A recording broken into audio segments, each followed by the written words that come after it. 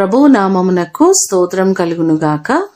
ఈ ఉదయకాలము మీకందరికీ వందనాలు తెలియచేస్తున్నాను. ఈ దినము మిమ్ములను బలపరచు దేవుని మాట, నన్ను బలపరచు వాని యందే నేను సమస్తమును చేయగలను. ఫిలిప్పీలకు రాసిన పత్రిక 4వ అధ్యాయము 13వ వచనం. పౌలు మహాశయుడు ఫిలిప్పీ సంఘముతో ఈ మాటలు చెప్పడం మనం చూస్తున్నాం.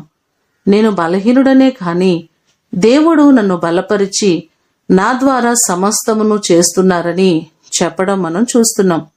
2వ కొరింథీయులకు రాసిన పత్రికలో 12వ అధ్యాయము 10వ వచనంలో చూస్తే, నేనెప్పుడు బలహీనుడనో అప్పుడే బలవంతుడనని పౌలు గారు చెప్తున్నారు. నిజంగా మనము బలహీనులమైనప్పటికీ దేవుడు మనలను బలపరిచి ఆయన కృపలో మనలను నడిపిస్తున్నారు.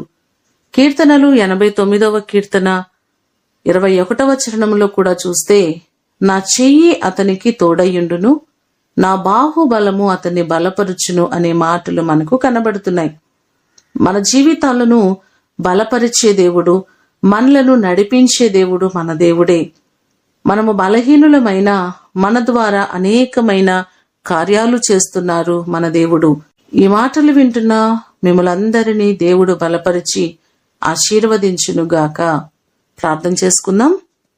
పరలోకమందున్న మా తండ్రి, మీ పాదములకు వందనాలు, స్తోత్రాలు. మేమెన్నోసార్లు బలహీనులుగా ఉంటున్నాం, కానీ మమ్మలను బలపరిచే దేవుడవు, మమ్మలను నడిపించే దేవుడు మీరే ప్రభువా.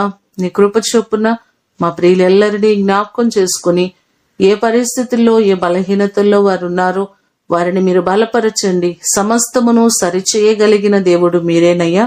నీ కృప చేత ప్రతి పరిస్థితులను మీరు సరిచేసి ప్రతి వారిని మీరు దీవించండి, ఆశీర్వదించండి.